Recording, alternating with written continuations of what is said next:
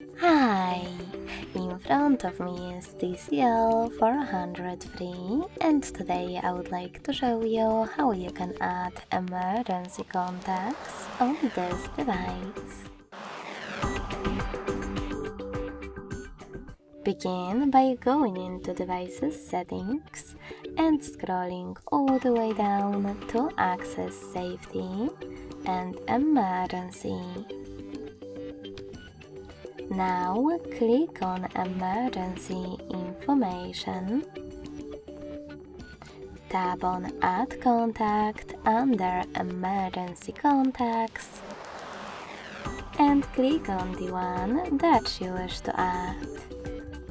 You can do exactly the same to all the other ones you need. To delete one of them, just click on this X next to the one that you wish to get rid of and confirm your choice in the pop-up. As you can see, after that, my emergency contacts were successfully added.